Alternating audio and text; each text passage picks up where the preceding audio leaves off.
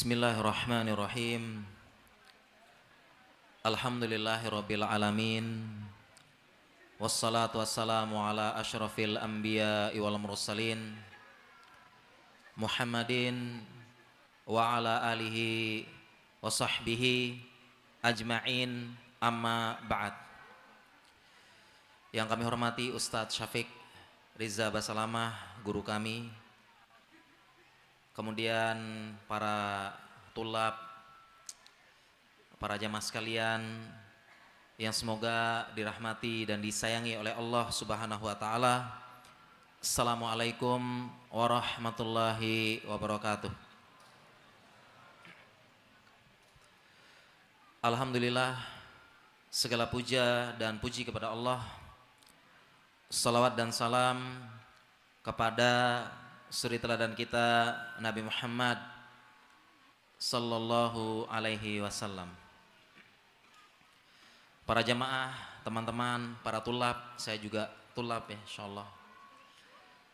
Insyaallah di waktu maghrib yang penuh berkah ini di Masjid Tinjauan Medis. Dan kira-kira apa benang merahnya di antara dua hal ini? Hubungannya apa?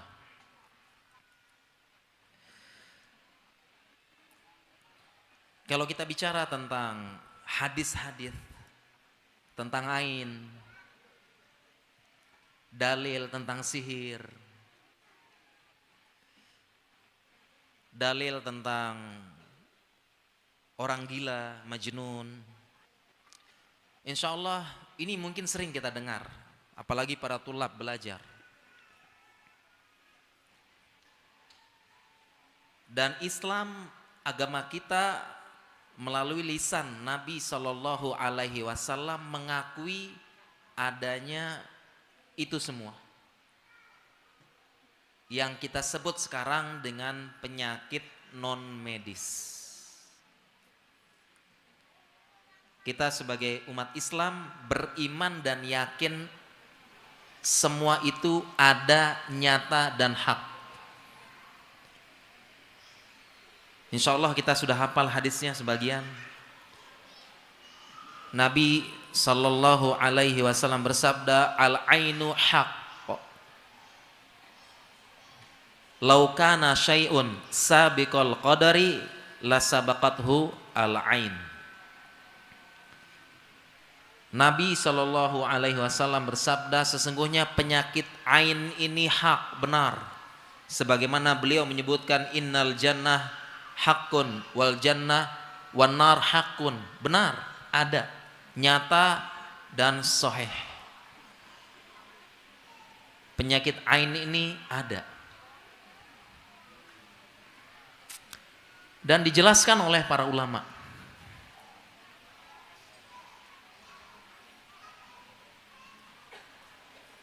Dan kalau kita bahas, ya tentu pembahasan yang panjang lebar. Suatu penyakit marot, penyakit kerusakan, fasad, kematian, qatl yang disebabkan karena pandangan mata yang buruk. Dan sebabnya dua, yang pertama pandangan mata yang hasad, yang kedua pandangan mata yang kagum. Dua-duanya bisa menyebabkan ain. Pembahasan yang panjang.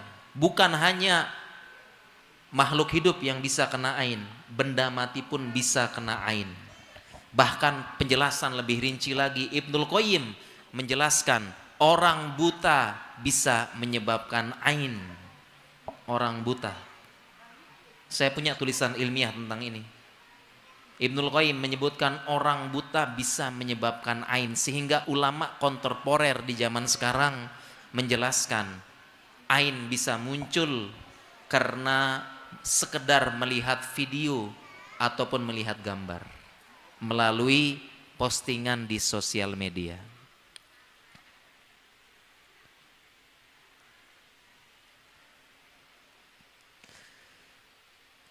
Nyata ini, pembahasan yang panjang. Demikian juga sihir insya Allah. Banyak dalil menyebutkan sihir. Nabi Sulaiman dituduh sihir. Ayat Al-Mu'awidhah, surat Al-Mu'awidhatain berkaitan tentang sihir nyata. Dengan berbagai macam sihirnya, sihir mahabbah, pelet, sihir tafrik, memisahkan, ma yufarriqu bainal mar'i wa zawjih, sihir. Sihir khayali, sihir hakiki, dan sebagian ulama memasukkan sulap. Sebagian sihir. Bahkan kata-kata indah memukau termasuk sihir. Sabda Nabi SAW, inna minal bayani lasihrun. Lasihron. Sesungguhnya sebagian kata-kata indah, rangkaian kata, pujangga bisa menyihir.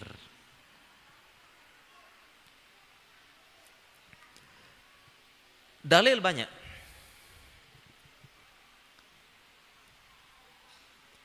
Dan itu semua ada sihir dengan berbagai macamnya, ada ain, ya, dengan penyakit-penyakit, ada sorok, yaitu kerasukan, sor'ul jin, kerasukan jin. Itu juga nyata.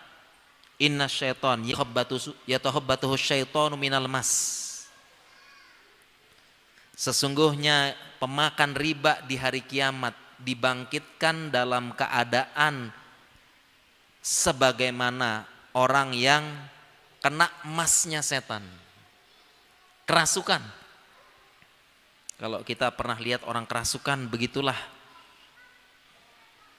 pemakan riba dibangkitkan di hari kiamat. Dzalika bi annahum qalu innamal bai'u mithlur riba, dan seterusnya ya. Kerasukan jin nyata. Bisa masuk,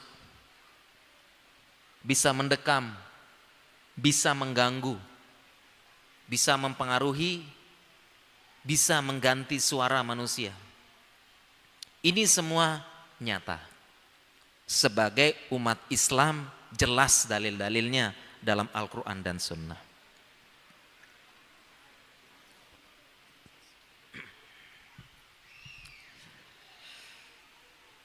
Demikian juga dengan syariat memandang penyakit jiwa, majnun jelas. Syariat mengakui juga ada penyakit gila, majnun. Baik gila beneran maupun gila karena cinta, Laila Majnun.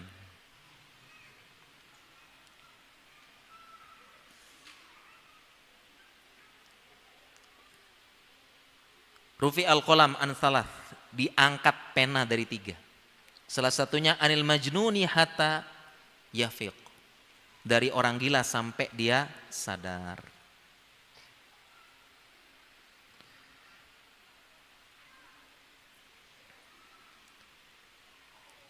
Demikian juga syariat juga mengakui adanya kecemasan, kecewa, sedih.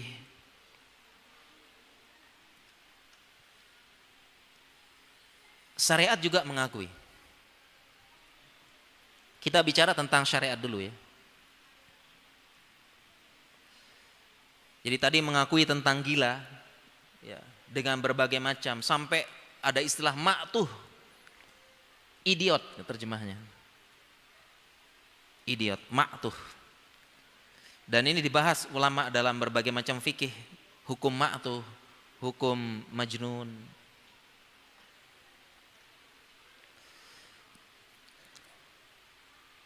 Syariat juga berarti mengakui ada penyakit-penyakit jiwa. gila. Dan dalam dunia medis pun juga ada. Lebih rinci lagi ya, mulai dari skizofren, bipolar, NPD, narcissistic personality disorder. Skizofren aja banyak jenisnya. Gangguan jiwa. Demikian juga syariat pun mengakui ada cemas, ada sedih, kecewa.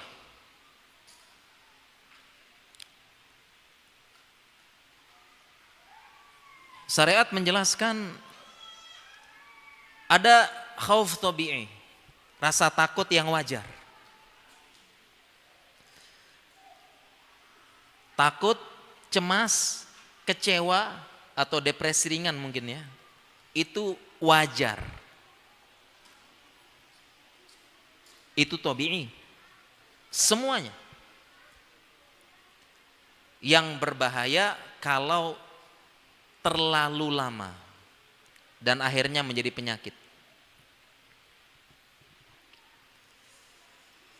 Nabi SAW sedih.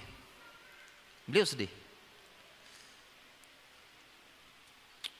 Di sebagian ulama tarikh menyebutkan tahun ke-10 kenabian sebagai am hazan, tahun kesedihan.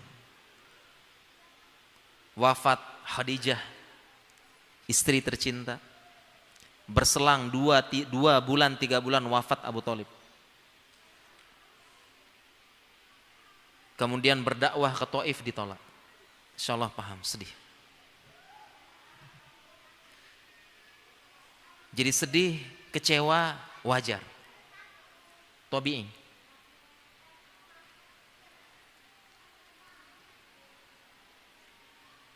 Cemas, wajar. Tabi'i juga. Bukan berarti orang yang belajar agama, ulama, ustadz tidak cemas, tidak, berarti itu wajar. Dalam ilmu psikologi dan psikiatri pun wajar. Sebut dengan tabi'i, khauf tabi'i. Selevel Nabi Musa saja, beliau cemas. Nabi pun cemas.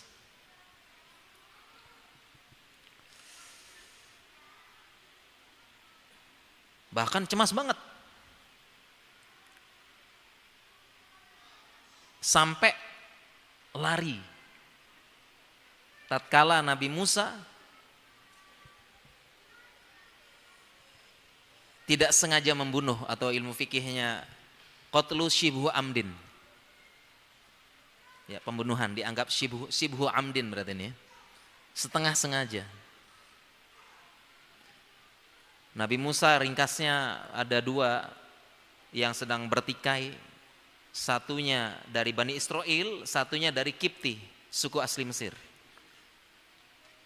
Yang dari Bani Israel minta tolong Nabi Musa kemudian fawakaza Musa faqadha alaih. Sekali pukul mati. Padahal Mike Tyson aja enggak segitunya ya. Muhammad Ali enggak nih, sekali pukul mati. Wajar karena Nabi Musa tumbuh besar di istana Fir'aun dengan gizi yang bagus, perhatian yang bagus, sehingga Nabi Musa kuat. Kemudian ketahuan, akhirnya Fir'aun jelas hukuman bagi yang membunuh suku asli Mesir, suku Kipti, sedangkan Bani Israel ini budak, hukuman mati. Sehingga ada seseorang yang menyembunyikan keislamannya dari keluarga Fir'aun segera lari ke Musa, kasih tahu. Innal mala'a ya'tamiruk. Ini pembesar-pembesar sudah disetujui, hukumanmu mati. Ya, jadi kalau kamu ditangkap, dibunuh di tempat. Maka disebutkan fa'asbaha fil madinati khaifan yataraqqab. Maka Nabi Musa di kota, di kenah kota tersebut, beliau takut plus yataraqqab, Yataraqqab asal katanya raqaba yuraqibu muraqabah. Kalau yataraqqab berarti wazannya menunjukkan suatu takrir, pengulangan. Beliau terjemahnya yang ngawasi sana sini. Terjemahnya lagi celinguk sana celinguk sini. Dapat berita itu cemas luar biasa karena diperintahkan segera kabur dari Mesir. Beliau sedang berada di kota. Akhirnya beliau takut sambil yataraqqab, cemas. Di tengah kota celinguk sana celinguk sini biar nggak ketemu sama pasukan. Jaish, Jund, sana sini, kemudian begitu sampai perbatasan lari sekenceng-kencengnya menuju Madian. Dikisahkan Ibnu Katsir kakinya berdarah, makan daun, lari sekencang-kencangnya. Beliau cemas. Gimana nggak cemas? Coba aja kita, saya ini lagi ngisi, kemudian dapat berita cepat kabur dari Jember. Kenapa? Kalau ketangkep dibunuh. Waduh, saya bisa kayak cacing kepanasan di sini. Cemas langsung. Wajar. Itu dari sisi syariat. Sekarang bagaimana dari medis? Apa benang merahnya? Apa pernah dokter itu, mungkin ada yang pernah ke dokter, kemudian nanya, dok sakitnya apa dok? Afan, antum ini kena sihir. Sebenarnya sihir ini untuk bapak antum, tapi merempet ke antum.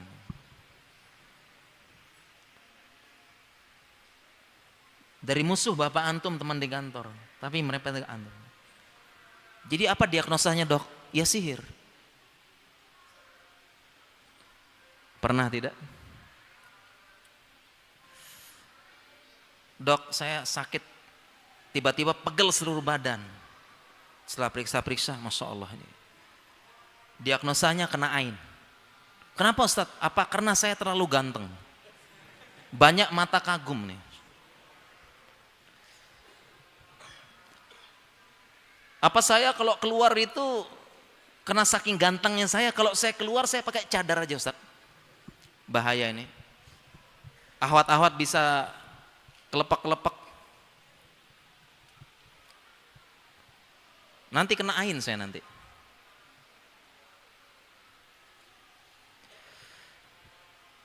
Bagaimana dunia medis memandang? Dan bagaimana benang merahnya? Dunia medis jelas ya, tidak ada diagnosis seperti itu. Tidak ada diagnosis sihir, kerasukan, sorok, kena ain. Tidak ada diagnosis dalam ilmu medis seperti itu. Berarti orang medis, dokter nggak percaya. Kemana keimanannya nih dokter-dokter? Jawabannya adalah karena ilmu medis itu adalah termasuk sebab kauni.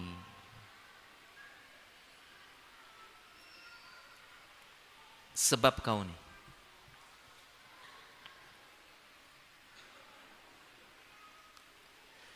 Dalam pelajaran tauhid dasar, sebab ada dua.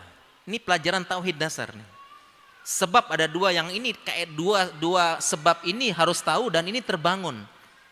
Bahkan dengan tahu dua sebab ini akan terbangun mana syirik asghar, syirik akbar. Dengan mengetahui dua sebab ini.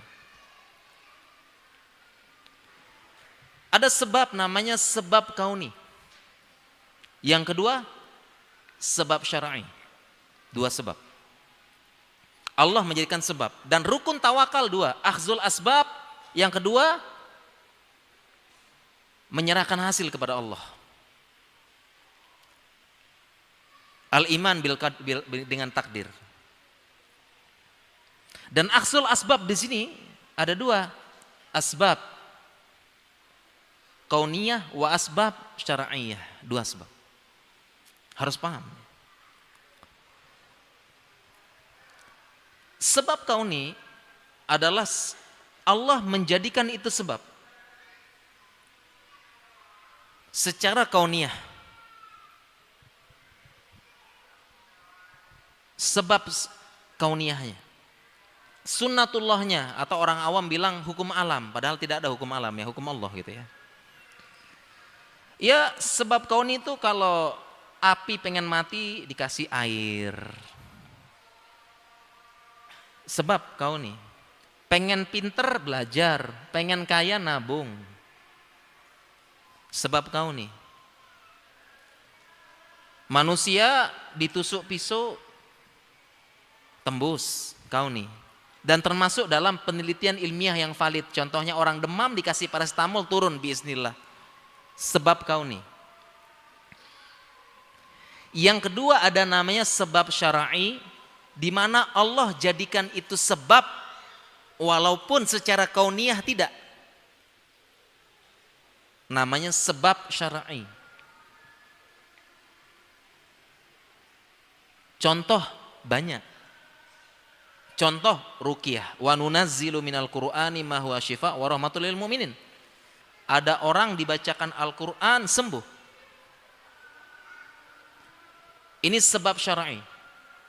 Walaupun secara sebab kauni enggak masuk. Contoh kisah ruqyah terkenal yaitu Abu Sa'id Al-Khudri. Paham kisahnya insyaallah ya. Abu Sa'id Al-Khudri safar sama sahabatnya, kemudian kehabisan bekal, minta dijamu di suatu kampung Korea, ditolak. Kemudian ternyata pemimpin kampungnya disengat kalajengking. Ini kalajengking gurun ini ya, bukan kalajengking Indonesia. Kalajengking gurun bikin panas, bikin demam. Demam tinggi. Kemudian Abu Sa'id Al-Khudri menawarkan, saya ruqyah dapat upah. Akhirnya Abu Sa'id Al-Khudri hanya membacakan Al-Fatihah saja. Alhamdulillahirabbil alamin. Terus-terusnya sampai terakhir, begitu selesai dia baca langsung yang kena sengat kalajengking langsung berdiri sembuh seolah-olah tidak terjadi apa-apa. Kenapa? Karena ruqyah, karena Al-Fatihah. Dan salah satu faedah di sini kalau ruqyah itu hanya dibacakan saja. Tidak pakai jurus elus-elus. Pegang-pegang, apalagi akhwat kan dilus-elus. Walaupun pakai sarung tangan, lus. Apalagi pakai sebagian ulama mengkritik keras, ngajak ngobrol jinnya, siapa kamu, dari mana asalnya, ada berapa di dalam, oh 10.000. Percaya, dari mana kok bisa percaya, bisa jadi bohong. Sekarang keluar semuanya, keluar ayo, berapa, 1.000, keluar lewat kaki semua. Udah keluar, udah, tinggal berapa, tinggal 900, keluar 900-nya, keluar lewat kaki, keluar. Udah keluar semuanya, udah keluar, iya keluar semuanya udah. Percaya.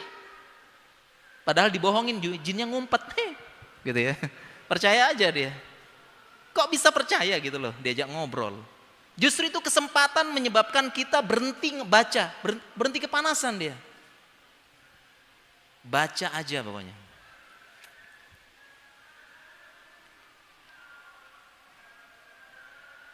Ya. Gitu Abu Sa'id, baca aja.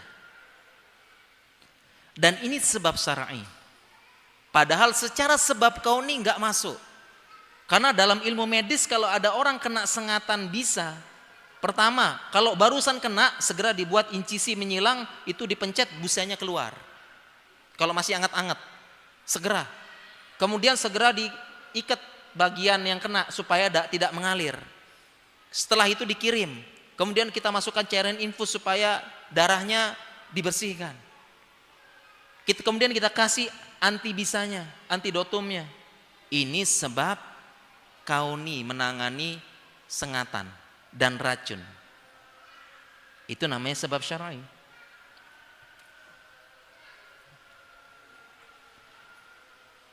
dan yang lainnya. Ma'u zamzam lima syuribalah, air zam-zam sesuai dengan niat peminumnya.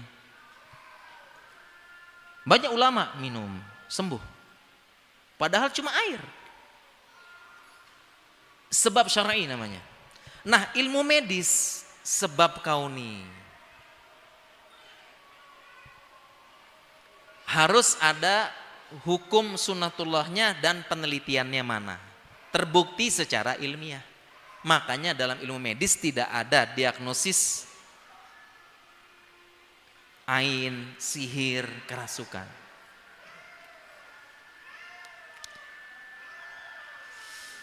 Sekarang benang merahnya bagaimana nih? Kalau ada orang sakit, ada orang azan, kita azan dulu. Setelah azan, sholat, azan kemudian lanjut. Oh langsung lanjut nih? Lanjut kita akhir setelah pertanyaan. Berapa lama tuh? Oh masih, masya Allah. Bisa, saya selesaikan benang merahnya aja, insya Allah. Ya, kita azan dulu para jamaah. Falyatafaddal lil muazzin. Falyu'azziniz lis shalah.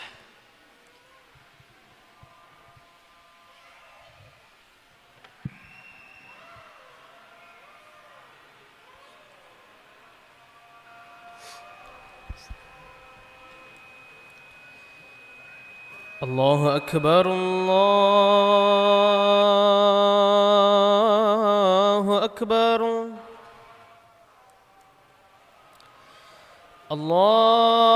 الله أكبر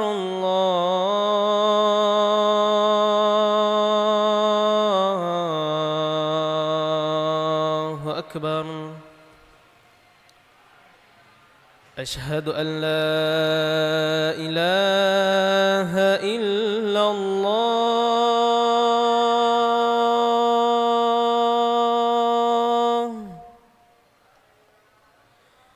أشهد أن لا إله إلا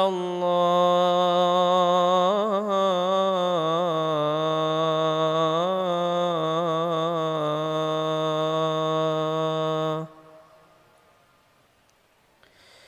أشهد أن محمدا رسول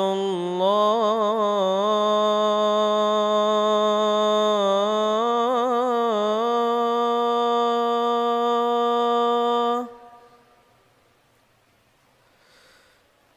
أشهد أن محمدا رسول الله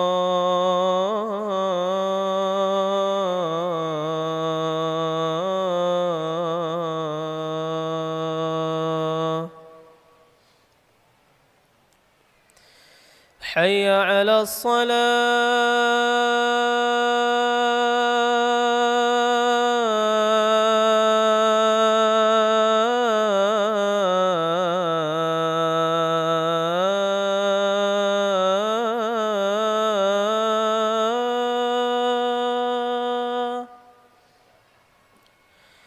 حي على الصلاة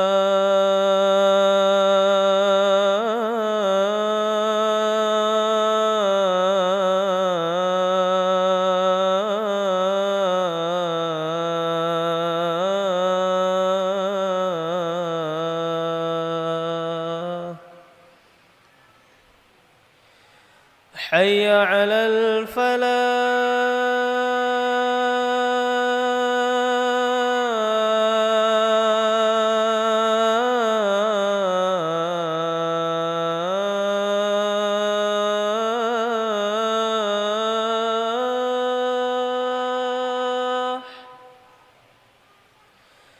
حي على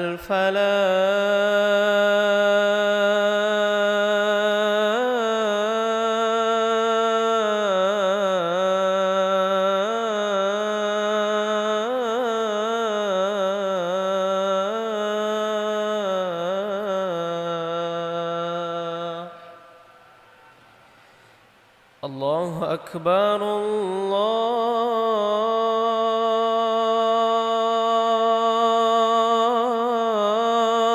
أكبر لا إله إلا الله.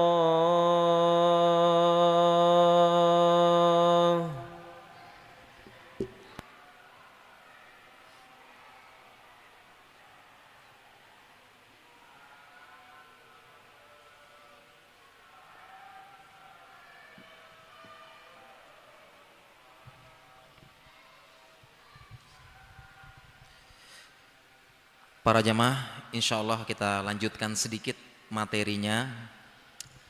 Dan sekarang kita masuk ke benang merahnya, jembatannya.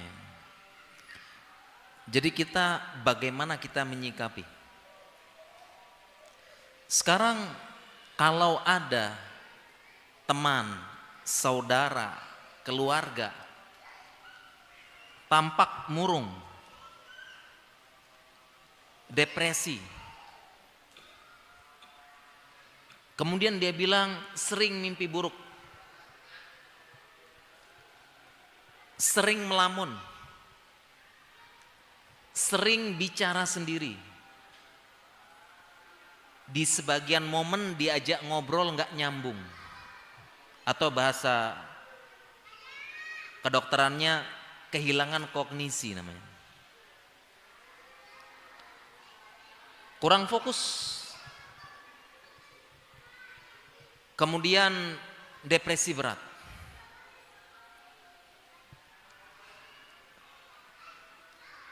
Dan melakukan hal yang aneh-aneh.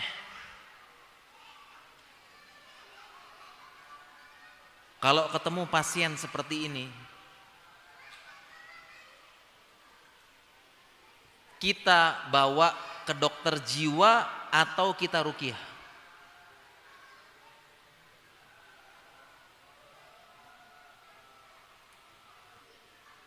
Bawa ke dokter jiwa atau kita ruqyah?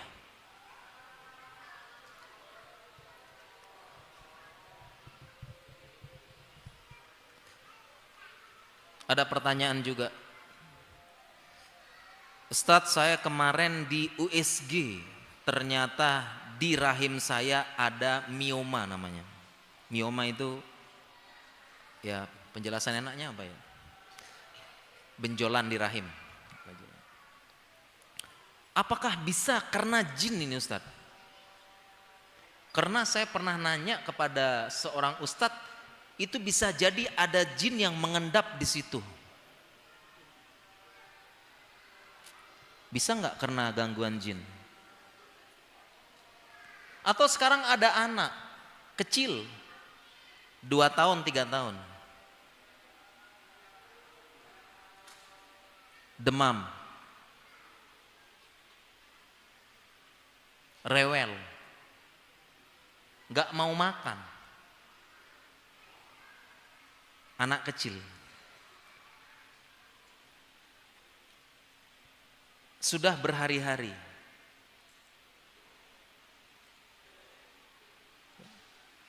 Ini kena penyakit atau kena ain? Karena beberapa hadis disebutkan anak-anak kena ain. Dan gampang, makanya ada doanya untuk anak-anak supaya tidak gampang kena ain. Jadi anak ini kita cari satu persatu, mana mata yang memandang anak kita yang imut ini. Diingat-ingat kemarin yang datang berkunjung bibinya. Siapa? Oh pamannya. Oh tetangga juga datang kemarin ya. Siapa? Mata siapa yang bikin anak saya kayak gini nih? Mikir ya. Karena anak saya imut, putih, mulus ya kayak bapaknya dikit lah. Ya kemana lagi genetik itu turun kalau bukan bapaknya gitu. Kan gitu ya. Tiba-tiba demam tinggi, nggak mau makan, jadi kurus. Sekarang nih sesuai hadis Nabi nih. Kena ain siapa kemarinnya? Bibinya, pamannya, tetangga, ingat-ingat dulu. Siapa kira-kira ya yang bikin ain ini? Karena kalau ngaku nanti kita suruh dia mandi atau wudhu, airnya kita apa? Gunakan untuk mengobati sesuai hadis. teleponlah satu persatu. Kira-kira kemarin ini enggak kemarin ya, kagum enggak sama anak saya kemarin? Telepon lagi. Kemarin sempat cium-cium, muji-muji, lupa bilang Masya Allah ya. Telepon pamannya. Apa begitu jemaah?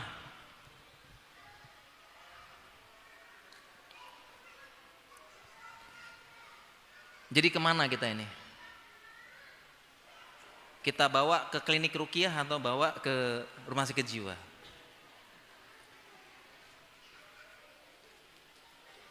Baik, karena waktu kita terbatas, kita jawab langsung ya.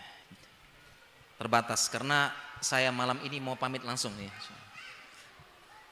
Sebenarnya banyak faedah, saya mau belajar sama Ustaz Syafiq, banyak ilmu insyaallah. Guru saya beliau nih. Jawabannya adalah sebagaimana ilmu tauhid tadi. Sebab ada dua.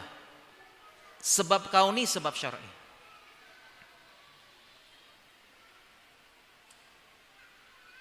Jadi kalau ada seperti itu, maka kita berpikir dua-duanya. Apa sebab kauninya yang menyebabkan dia seperti itu? Apa sebab syar'inya? Kemudian bagaimana menyembuhkan? Kita sembuhkan dengan menempuh dua sebab juga. Sebab kauni, sebab syar'i.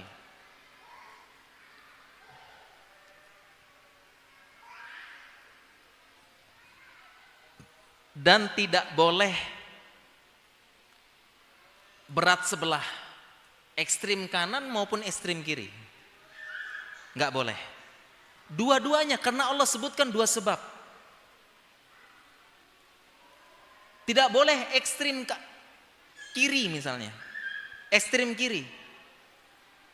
Ada orang sakit, orang apa, langsung enggak percaya dengan ain, tidak percaya dengan sihir, tidak percaya dengan Al-Quran.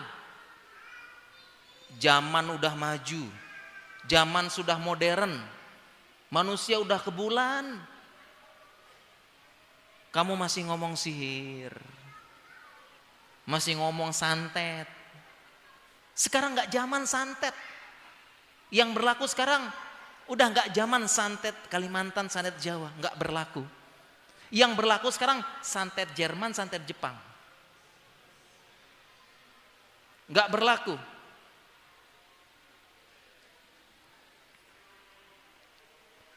Jimat. Yang berlaku itu santet Jerman, Jepang. Coba kalau santet Jepang itu coba Jerman ya, coba kita. Nggak berlaku pelet Jawa, pelet Kalimantan, pelet Jerman, pelet Jepang. Modern sekarang. Pelet Jepang itu coba bawa mobil ya Fortuner. Itu pelet Jepang, pelet Jerman. Datang semua perempuan-perempuan. Pelet mau nggak zaman. Ahwat sekarang sudah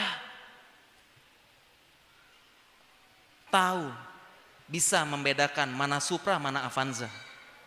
Jadi kalau antum maju bawa Supra, Avanza, ahwat udah bisa bedain, afwan.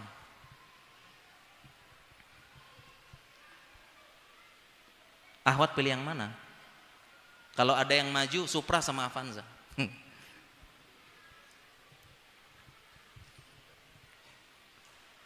Jadi jangan sampai ekstrim kiri, nggak percaya sama sekali, nggak ada itu.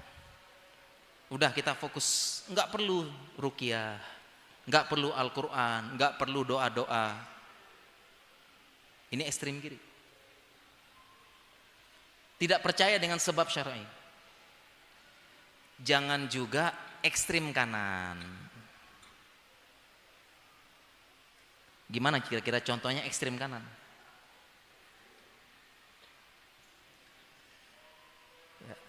Iya, tidak memikirkan sebab kauni, dikit-dikit sebab syar'i. Ada yang depresi, stres, depresi, murung apa. Waduh, setelah saya terawang ada 50 rejim yang mendekam di otaknya, itu yang bukan dia ini.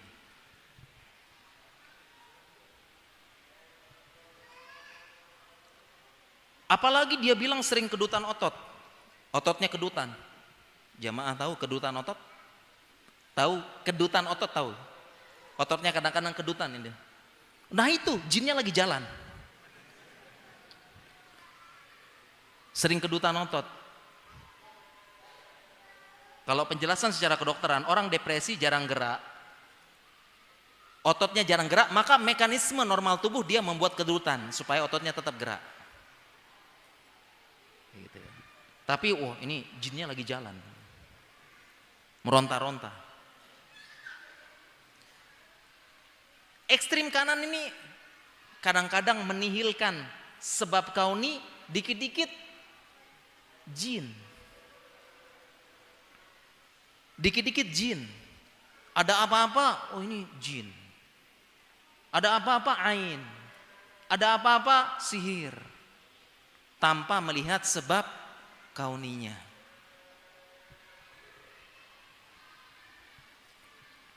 Maka banyak yang nanya, Ustadz saya sakit ini apa karena jin ya? Kadang-kadang kasihan jin kena fitnah terus. Dikit-dikit jin ya. Ingat jin itu mukalaf kayak kita, ada muslim, ada kafir.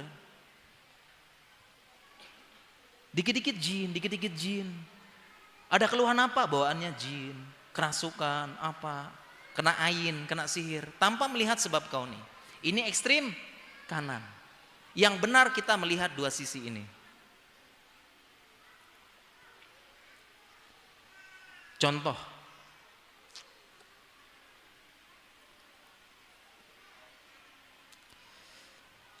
Contoh tadi, ada anak kecil, nggak ada angin, nggak ada hujan, tiba-tiba demam, nggak mau makan.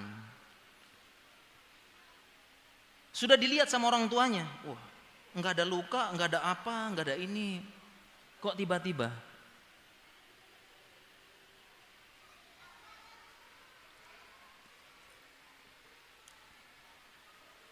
Nah, sikap yang benar kita memikirkan dua sebab.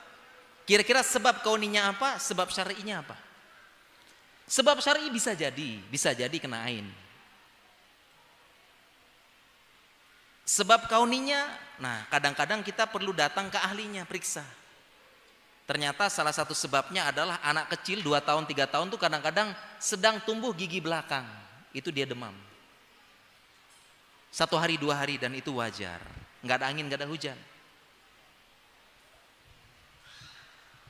Cari sebab kauninya.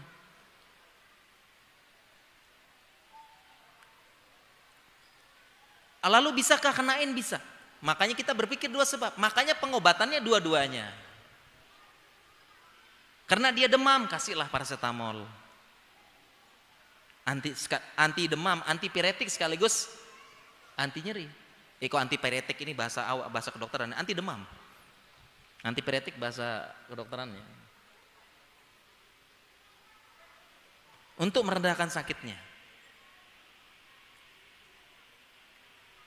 Dan kemudian bisa karena ain, bisa. Oleh karena itu kita bacakan. Caranya kita tempuh juga, kita bacakan doa-doa ruqyah. Kita bacakan uizuka bi kalimatillahi tammah wa min kulli syaitin lawahamah wa min kulli ainin lamah, bacain. Dan sebaik-baik ruqyah mandiri. Sebaik-baik ruqyah mandiri, tidak harus datang ke klinik ruqyah.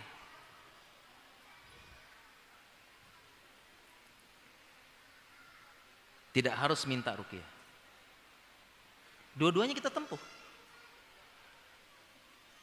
Cari sebab kauninya. Jadi jangan langsung sebab syar'i apa, jin apa. Makanya ada pertanyaan, Syekh, wahai Syekh, rumah saya ini kok kayaknya suram ya? Saya ketemu ada kecoa, kadang-kadang ada lipan, semut kadang-kadang muncul. Apakah rumah ini saya bacakan Al-Baqarah non-stop? Karena rumah akan lari. Yafiru minal bait, yukra'u fihi Baqarah. Setan lari dari rumah yang dibacakan Al-Baqarah. Apakah harus saya ruqyah Ustaz? Syekh, jawaban Syekhnya, yang pertama kali kamu lakukan, bersihkan rumahmu sebersih-bersihnya. Tempuh sebab kauni dulu, karena kecoa, lipan, apa? Karena nggak bersih mungkin ya. Dibersihkan dulu. Sebab kauninya dulu juga dipikirkan.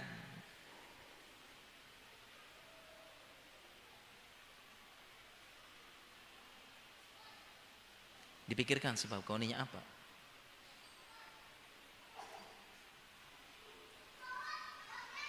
Naik mobil baru, alhamdulillah.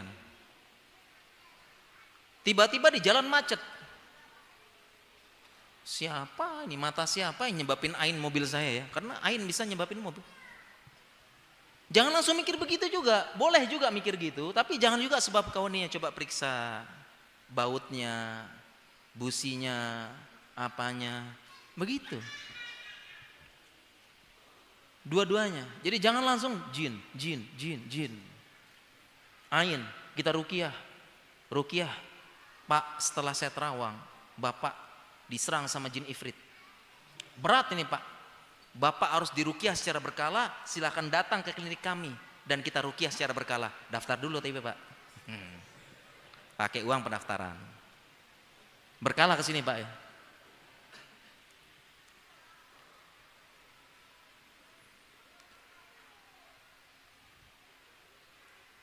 Jadi dua sebab. Dua-duanya kita berpikir.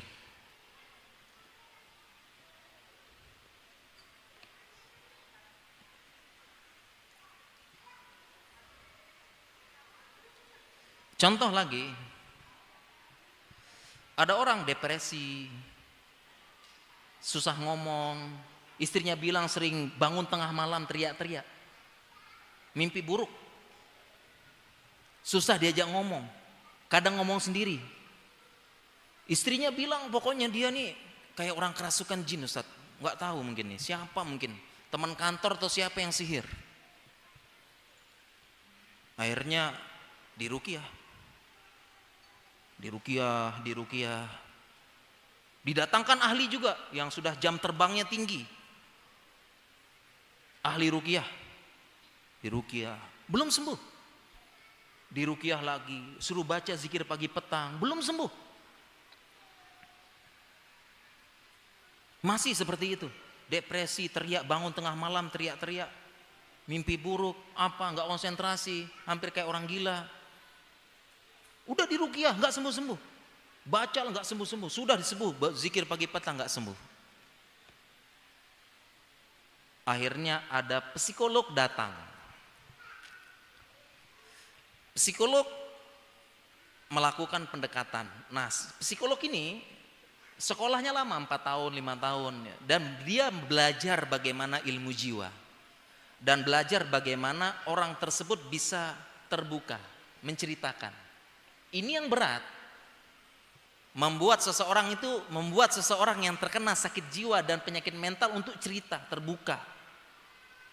Ini ada tekniknya, ada ilmunya supaya dia mau cerita. Akhirnya dia dekatin, dia cerita, dia apa?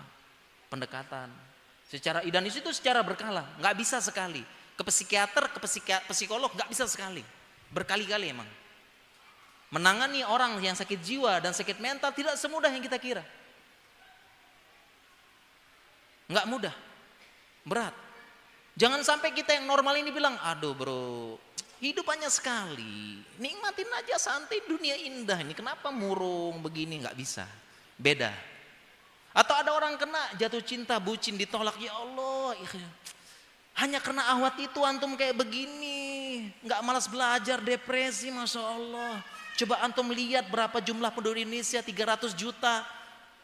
Perempuannya setengah, masa dari sekian 150 juta tidak bisa menggantikan satu ahwat itu di hatimu. Lupakan aja, banyak yang lain insya Allah. Nggak semudah itu kita mengobati hati orang yang remuk redam karena cinta, kena X, nggak cukup. Jawaban dia apa? Nangis. Lo sih bro, nggak ngerti hati gue. Berat, ditolak. Memang berat, penyakit jiwa kompleks, tidak semudah yang kita gampang sembuhin. Lupain aja, nggak berat memang. Itulah dipelajari, ada ilmunya, sekolahnya 4 tahun lama ini. Psikolog datang ngobatin pendekatan. Akhirnya terus terang. Ternyata yang menyebabkan dia itu banyak utang. Jadi kita mau ruqyah sampai khatam satu Al-Quran, kita mau berbusa-busa, datangkan pakar ahli ruqyah internasional, kalau utangnya belum lunas nggak akan selesai masalahnya. Begitu terus. Nggak akan sembuh, bukan Al-Quran yang bukan sembuh, tapi Allah bilang sebab dua, kauni syar'i. Bukan kita bilang Al-Quran nggak nyembuhin, bukan. Karena dia belum menempuh sebab kauninya. Ini benang merahnya. Sebab kauni juga ditempuh. Dan ini berlaku untuk semua penyakit.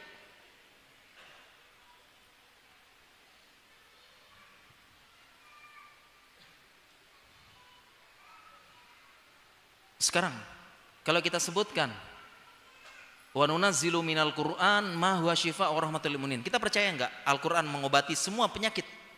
Syarah ulamanya maradul qulub waradul ajsad. Percaya enggak? Beriman enggak? Beriman jemaah? Beriman ya? Kita beriman Al-Qur'an ini bisa menyembuhkan semua penyakit. Beriman semuanya? Lau anzalna hadzal Qur'ana ala jabalil la ra'aitahu khasyi'an mutasaddian min khasyatillah. Kalau Al-Quran diturunkan kepada gunung, pecah. Gunung, batu, besi, apalagi penyakit. Percaya enggak? Menyembuhkan semua penyakit? Kalau begitu kita ke rumah sakit sekarang. Yuk rame-rame kita ke rumah sakit nih. Datang rumah sakit RSUD Jember. Kita tanya satu persatu pasien yang di pondok tuh. Antum percaya ya? Muslim? Muslim. Percaya enggak? Wa nunazzilu minal Qur'an, percaya. Oke, kalau gitu kita ruqyah rame-rame. Sembuh enggak? Atau lebih ekstrim datang ke ICU, napas 1-2, pakai alat inkubator. Kalau dicabut mati langsung. Cabut mati. Percaya enggak bisa sembuh? Percaya enggak? Kalau gitu rame-rame kita. Kalau enggak beriman semua kita nih. Datang, bacakan. Kenapa enggak sembuh? Pertama, kita kurang iman, tidak sekuat imamnya Abu Sa'id Al-Khudri. Yang kedua, ruqyah itu doa, Allah kabulkan, Allah tidak kabulkan. Yang ketiga, ada sebab kauni yang harus ditempuh. Sebab kauni yang ditempuh. Nah, sehingga suatu hal yang tidak tepat, ada apa-apa itu dibawanya jin, dibawanya apa? Ini ruqyah tanpa mencari sebab kauninya.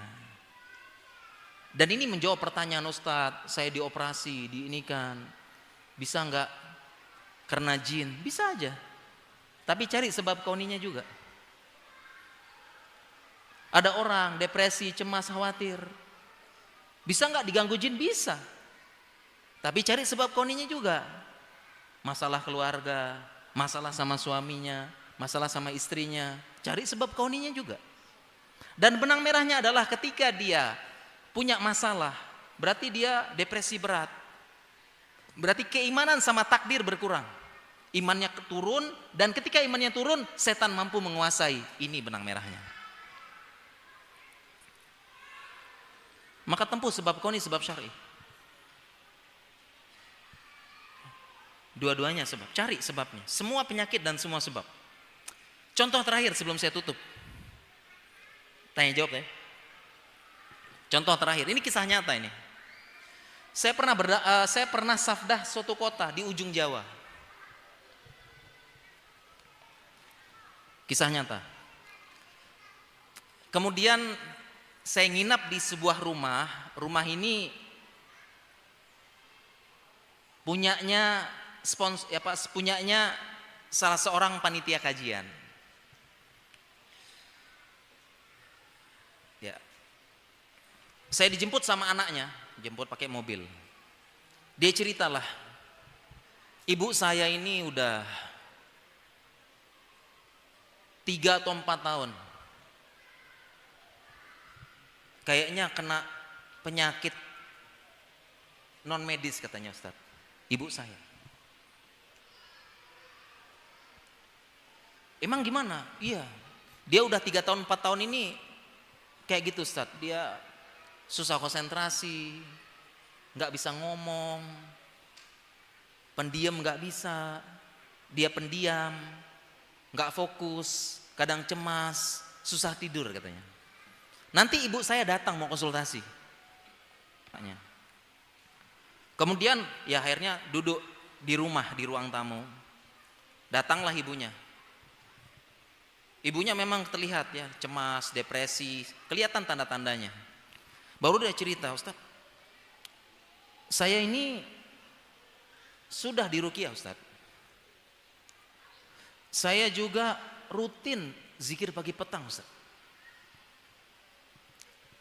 Tapi masih ya, saya susah tidur. Ya beginilah Ustaz, saya kalau ngomong susah. Sebelum tidur saya baca doa Ustaz. Bismika Allahumma ahya wa amutu. Bismika Allahumma ahya. Bismika Allahumma amutu ahya. Saya baca doa sebelum tidur Ustaz. Saya baca sunnah-sunnah, baca muawizatain, baca qul huwallahu ahad, tiup di telapak tangan, kemudian dikumpulkan di telapak tangan, ditiup, kemudian diusapkan semua daerah yang dijangkau. Saya baca akhir surat Al-Baqarah, saya baca surat Al-Mulk sebelum tidur Ustaz. Tapi masih mimpi buruk dan sebagainya. Padahal sudah zikir pagi petang Ustaz.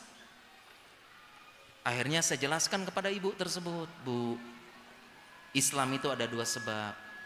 Sebab kauni, sebab syar'i. Ibu bisa jadi ada gangguan setan, gangguan jin, bisa jadi Bu. Tapi ibu ada juga sebab kauni Bu. Biasanya ibu ada sesuatu yang ibu pikirkan. Selama itu mengendap, tidak dikeluarkan dan tidak dimusyawarahkan, dicari solusi, ibu begini-begini terus. Makanya ibu nanti coba cerita dengan orang yang nyaman, bisa dipercaya, amanah, cerita Bu, keluarkan apa yang sedang mengendap, keluarkan, musyawarahkan. Wasyawirhum fil amri fa iza azamta fatawakkal 'alallah. Saya sampaikan itu ke ibunya. Kalau enggak begini terus Bu, ini sebab kau nih. Ibunya ngangguk-ngangguk, ya. Ngisi kajian pulang habis itu. Saya pulang kemudian diantar lagi sama anaknya. Masih ngomong tentang ibunya. Sambil nyetir anaknya begini. Ya, emang ibu, saya tadi udah jelasin ke ibu tentang sebab kauni, sebab syar'i, saya bilang. Ya, jadi meskipun ibu sudah zikir pagi petang, sudah doa, sudah ini, tapi kalau sebab kauninya tidak diselesaikan begitu terus ibu. Ada yang dipikirkan mungkin, saya bilang gitu ya. Kemudian anaknya dengan santainya nyetir. Iya, karena abah nikah lagi. Yang tahu cuma saya. Abah cuma cerita sama saya, abah nikah lagi gitu ya. Sambil nyetir ngasih tahu. Dalam hati, wah ini sebabnya berarti ya, sebab kauninya ini. Abah nikah lagi nggak kasih tahu sama Umi. Yang diceritain anaknya cuma saya. Oh ini sebabnya, berarti sebab kau nih mau zikir pagi petang di ruqyah nggak akan sembuh sampai selesai urusan ini dulu. Dalam hati ya wajar ini, masya Allah. Sambil nyetir dia bilang itu. Ya. Akhirnya saya bilang tuh, selesaiin dulu dong ibu, gitu terus kalau nggak ini. Apalagi fikihnya kan nggak boleh ya. Karena sulit adil nanti. Ya begitulah perempuan ya, masya Allah, dia peka, seolah-olah dinding berbicara, membisikkan keadaan suaminya, seolah-olah detik jam di dinding itu setiap detik mengatakan suamimu selingkuh, suamimu selingkuh, suamimu selingkuh gitu ya. Itu perasaan mendalam seorang perempuan terhadap suaminya. Gerak-gerik sedikit pun dia paham ada sesuatu ini. Itulah perempuan, masya Allah. Sepandai-pandai, makanya nggak boleh disembunyiin. Karena sepandai-pandai tupai melompat, jatuh juga. Sepandai-pandai menyembunyikan istri muda, akhirnya tua juga.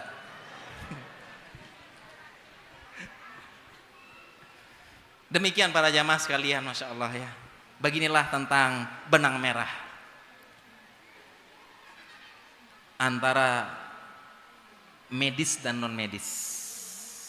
Mulai sekarang ada apa-apa ya jangan salahin jin. Yang pernah nyalahin coba minta maaf sekarang. Ya, cari sebab kauni dan sebab syar'inya. Mungkin demikian materi yang bisa kita sampaikan, dan selanjutnya mungkin kita tanya jawab. Mudah-mudahan saya bisa menjawab, insyaallah.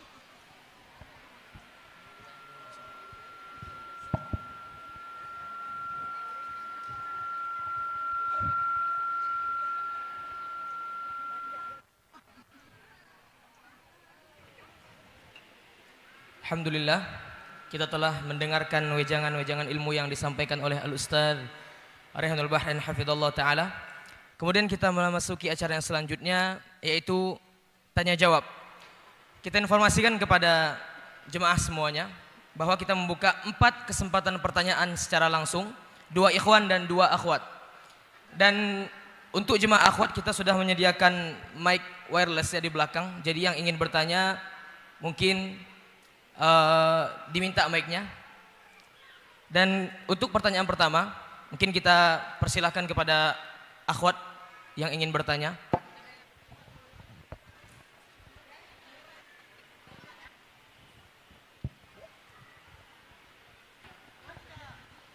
Ya, ibu-ibu yang ingin bertanya, tafadhol.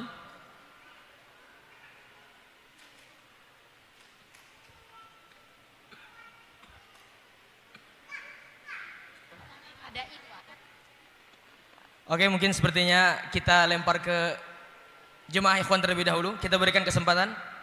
Ya, tafadhol.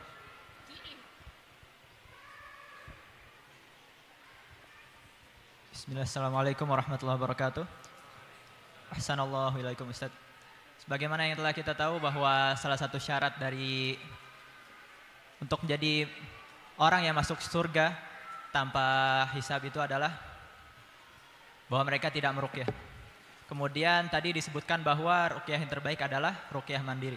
Apakah ruqyah mandiri termasuk syarat yang termasuk ruqyah yang tidak boleh dilakukan sebagaimana dalam syarat tersebut? Syukron, barakallahu fikum.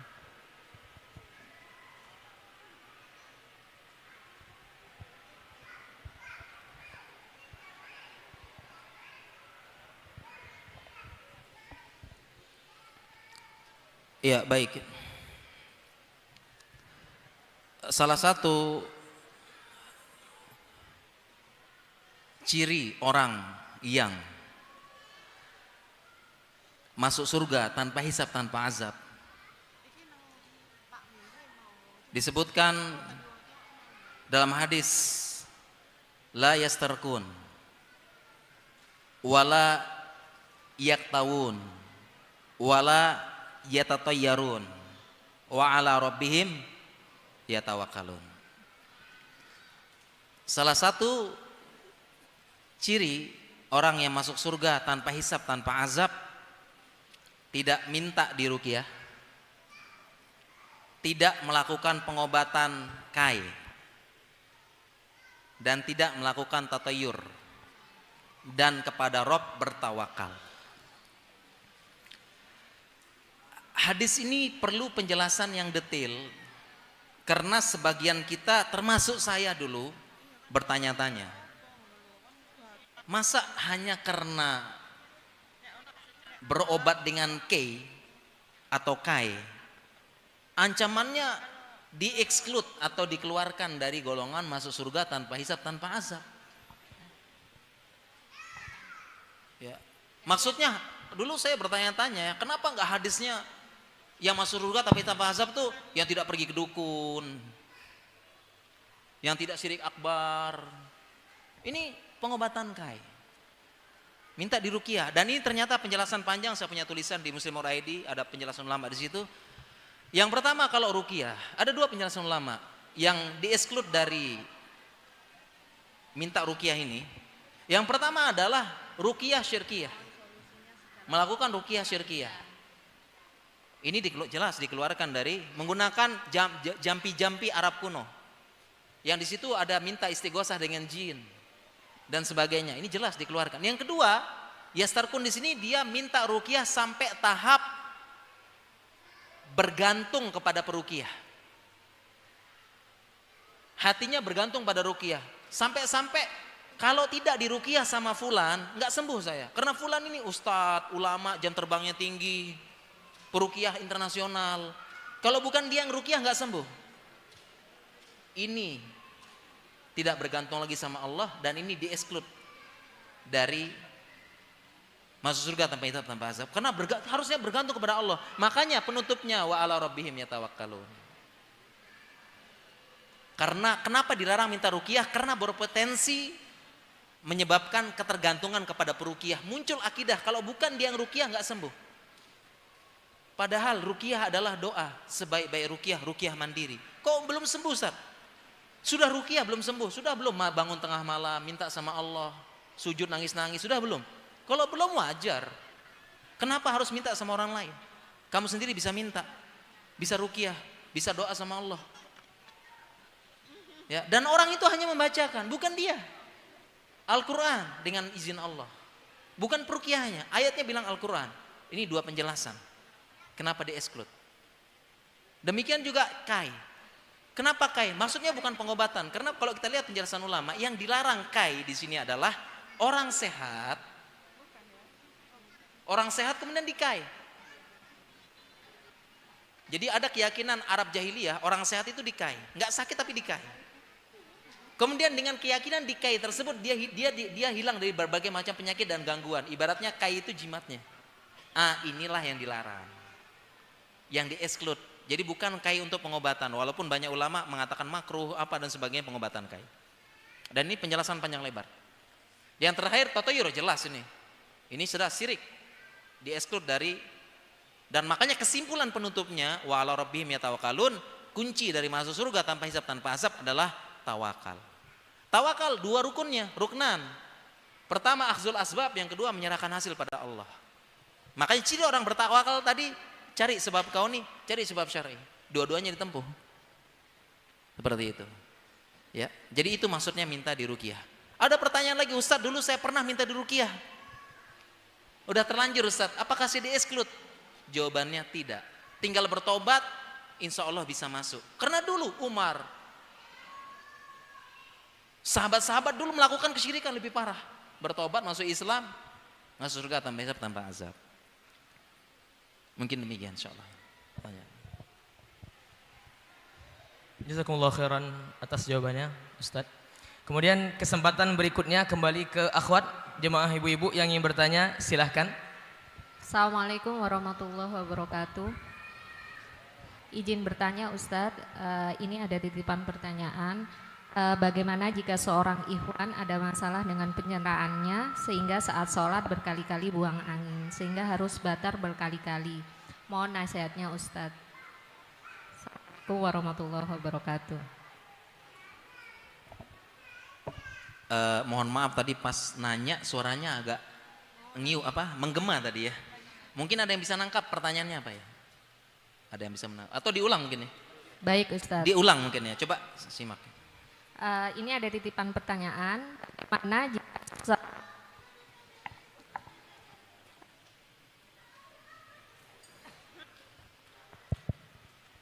coba dicari sebab kauninya.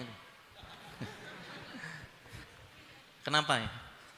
Bukan jin yang bersarang di handphone ya, di mikrofon. baterainya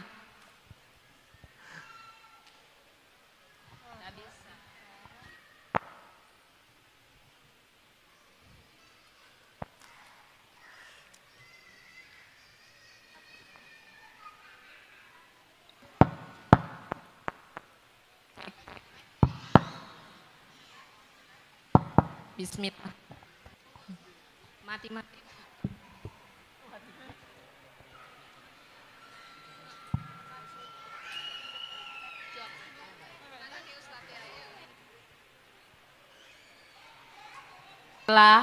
Bagaimana jika ikhwan ada masalah dengan pencernaannya sehingga saat sholat berkali-kali buang angin?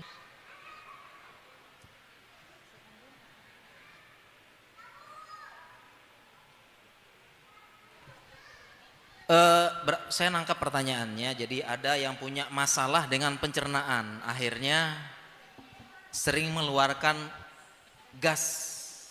Bagaimana sholatnya ya? Ini dalam ilmu medis namanya flatus namanya. Ilmu medis namanya flatus. Ya bahasa awamnya mohon maaf ya, kentut ya. Kita bahasa halusnya flatus. Ya.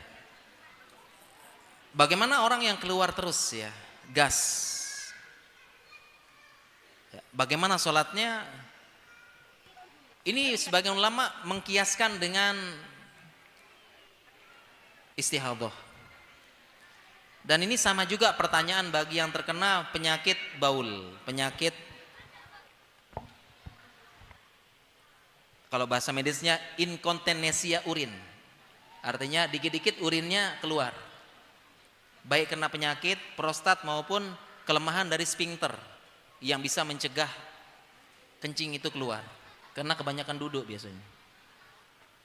Lemah. Begitu batuk keluar. Sedikit air seninya. Bagaimana sholatnya? Sebagian mengkiaskan dengan istihadhah.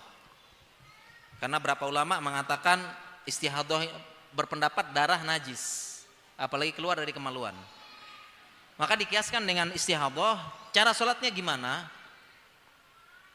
Dia tetap sholat walaupun keluar gas dan keluar cairan. Ya. Kalau istihadhah disumbat, setiap sholat harus wudhu. Tajdidul wudhu setiap sholat harus wudhu. Kalau kita yang enggak apa-apa ya, boleh kita satu kali wudhu berapa sholat. Tapi kalau istihadhah setiap sholat wudhu. Kemudian tempat keluarnya disumpel. Nah begitu juga dengan yang keluar cairan disumpel. Atau ganti baju bahasanya. Supaya disumpel. Nah sehingga insya Allah yang kena penyakit ini flatus yang sering, dia tetap sholat walaupun gasnya keluar. Ya dikiaskan tetap sholat karena itu di luar kemampuan. Mungkin demikian.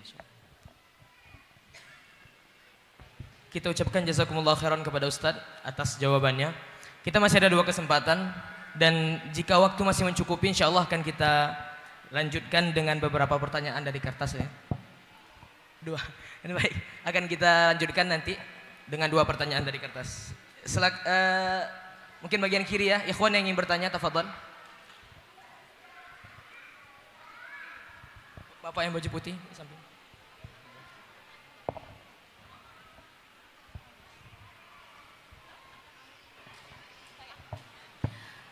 Assalamualaikum warahmatullahi wabarakatuh. Iya.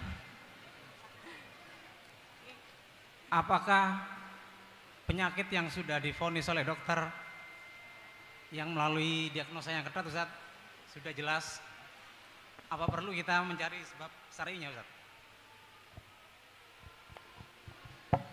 Makasih. Jadi pertanyaannya, ada penyakit sudah divonis sama dokter ya. Lalu kita gimana tadi? Kita ruqyah atau gimana? Gimana? Hah? Ketika penyakitnya sudah divonis oleh dokter, apakah kita masih wajib mencari sebab syar'i? Oh iya.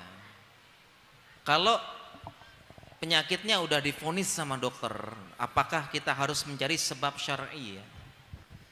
Tetap dicari. Tetap dicari ya. Kita cari kemungkinan, kalau memang ada kemungkinan kita cari. Seandainya misalnya kemungkinan disihir, ya udah. Caranya adalah kita cari kalau memang ada tanda-tanda berdasarkan ilmu yang sahih, cari di mana buhulnya, di mana apanya. Kita berusaha nyari, tapi tidak boleh suuzon gitu ya. Nah, ya. Sesuai dengan ilmunya. Kalau memang ada tanda-tanda benar, karena salah satu cara supaya sihir hilang, buhulnya harus hilang juga. Kalau nggak ada buhul berat. Ya, sebagaimana Nabi kena sihir dicari buhulnya. Nabi SAW pendapat terkuat pernah disihir oleh seorang Yahudi, oleh Labib namanya. Dicari sihirnya, dicari buhulnya sama Jibril di ruqyah. Dicari berdasarkan ilmu yang sahih gitu ya. Asalkan beneran gitu ya, yang sahih. Jangan prasangka-prasangka. Ya, jangan prasangka, jangan disihir sama ini enggak. Dan kalau memang benar, ruqyah mandiri. Jadi yang paling misalnya kalau saya sakit, ya udah saya cari sebab kauni, kemudian saya ruqyah mandiri. Terlepas saya disihir atau kena ain, ruqyah mandiri aja. Baca Al-Qur'an, baca apa? Daripada saya suuzon siapa yang kena ain, siapa yang kena ini, saya suruh ruqyah mandiri aja. Kecuali ada indikasi kuat. Apalagi orangnya ngaku saya memang muji-muji kelewatan gitu-gitu.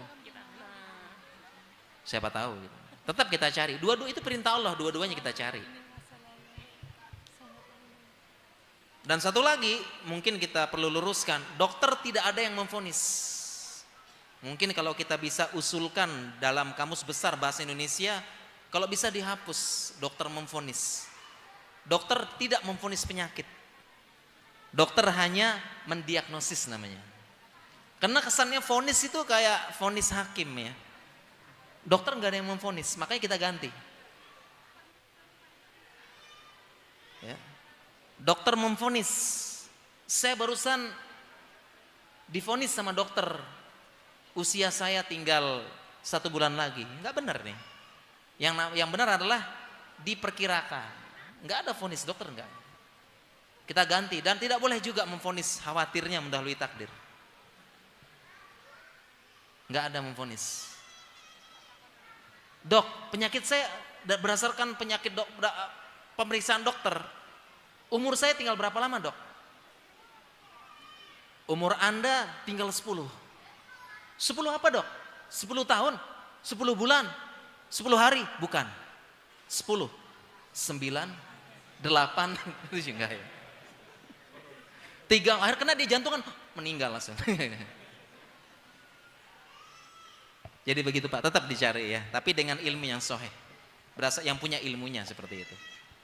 Mungkin demikian. Kita ucapkan jazakumullah khairan kepada Ustadz atas jawabannya. Kesempatan terakhir untuk pertanyaan secara langsung, akhwat. Dipersilakan kepada jemaah akhwat, ibu-ibu. Ya, terima kasih kesempatannya. Bismillah. Bismillah Ustadz, apa yang tadi Ustadz jelaskan itu sangat relate dengan di lapangan. Terima kasih atas penjelasannya. Yang saya ingin tanyakan di sini, saya juga memiliki klien online Ustadz. Di sini diagnosa awal saya, si klien ini menderita anxiety disorder atau panic attack. Hanya saja melalui ruqyah pun sudah, hanya saja agak susah untuk masuk ke keluarganya, sementara si klien tadi itu sudah merasa sangat tidak nyaman. Karena ini via online, jadi saya juga tidak bisa menindaklanjuti lebih jauh ke keluarganya. Sementara keluarganya tadi ini lebih ke yang ekstrim kanan ya, jadi selalu disuruh ruqyah pada. Syukron. Yang bertanya mungkin teman sejawat ya, dokter yang nanya atau psikolog. Gejala-gejala. Hah? Yang bertanya psikolog atau dokter?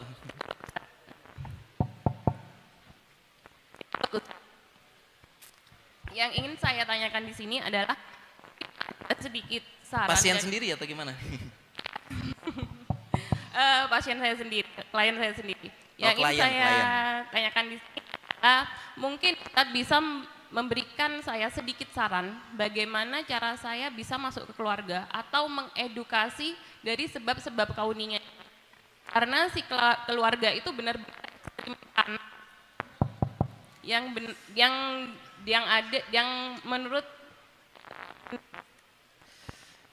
Ya, ini mic-nya dicari sebab kauninya mic-nya ini. Kenapa putus-putus? Ya, apa ya itu atau bersarang 1000 jin di mic-nya. karena penyebabnya ya karena tidak tenang itu tadi. Jadi selalu disuruh baca-baca, disuruh ruqyah. Padahal ya memang ada sebabnya, memang ada. Hanya saya mau masuk keluarganya ini gak susah. Mungkin ada sedikit saran dari Ustadz bagaimana cara saya untuk edukasinya. Syukuran. Terima kasih. Insya Allah saya bisa menangkap tadi suaranya walaupun putus-putus ya. Mic-nya itu kita cari sebab kauninya nih. Kenapa ya? Iya, jadi memang kita perlu edukasi ya kepada beberapa. Jadi memang itulah tantangan kita ya di beberapa tempat gitu ya. Ada pasien dengan ya berbagai macam keluhan ya, keluhan kayak tadi ya, keluhan yang disangka itu keluhan non medis. Keluhan non medis disangka ya. Jadi biasa itu karena apa? Karena tiba-tiba gangguan jin. Dan ini masih terjadi di masyarakat kita. Kalau ada apa-apa itu bawanya karena memang masih dekat dengan klinik tahayul khurafat. Nah, inilah yang perlu kita edukasi.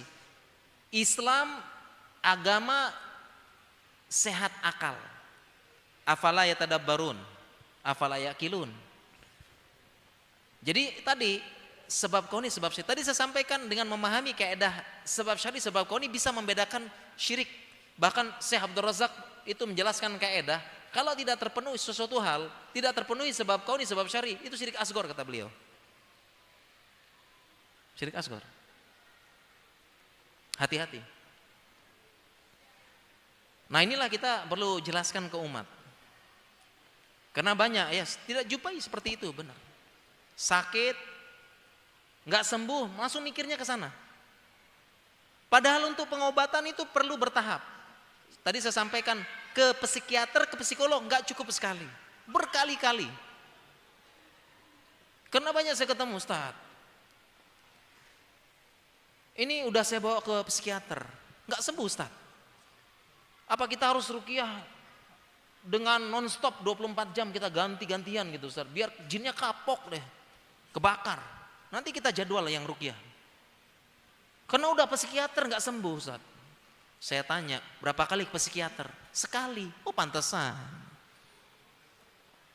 Ke psikiater berkali-kali ngobatin obat sakit jiwa itu. Psikolog berkali-kali.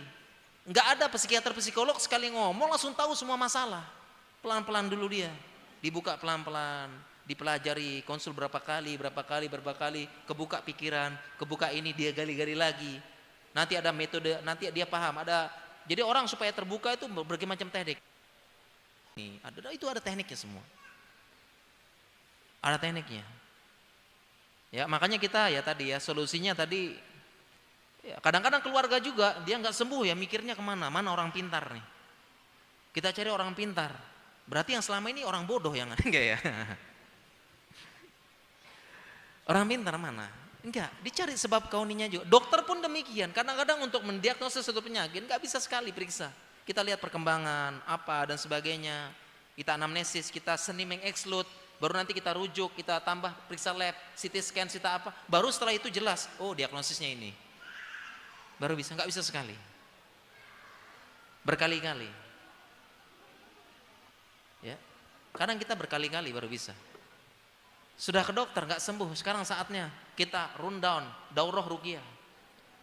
Non-stop. Habis semua jinnya ini, kebakar. Ya, bukan begitu juga insyaallah. Jadi mungkin kurang lebih demikian ya insyaallah, mudah-mudahan bisa bermanfaat ya. Cukup ya, udah malam. Insyaallah. Tutup langsung. Oh cukup sih. Baik Mas jamaah sekalian, Masya Allah ini semakin malam semakin larut. Insya Allah ya. Tapi qadarullah ya, saya harus pamit malam ini juga. Ya, harus meninggalkan Jember, Insya Allah ya. Insya Allah di lain kesempatan kita bisa lanjutkan ya. Kalau katanya, kalau ada sumur di ladang, gimana jemaah? Hah? Bukan boleh kita menumpang mandi, enggak boleh mandi di ladang, aurat kebuka. Ya mudah-mudahan kita bisa kapan-kapan sharing lagi, berbagi, terutama kita jelaskan bagaimana benang merah dunia medis sama dunia non medis, bagaimana benang merah ilmu syariat sama medis, dan itu semuanya banyak benang merahnya, banyak yang kita jelaskan dan banyak yang harus dihubungkan karena memang dua hal ini selalu biasanya sejalan, seperti itu. Demikian kita akhiri dan kita cukupkan. Subhanakallahumma bihamdika asyhadu alla ilaha illa anta astaghfiruka wa atubu ilaik. Assalamualaikum warahmatullahi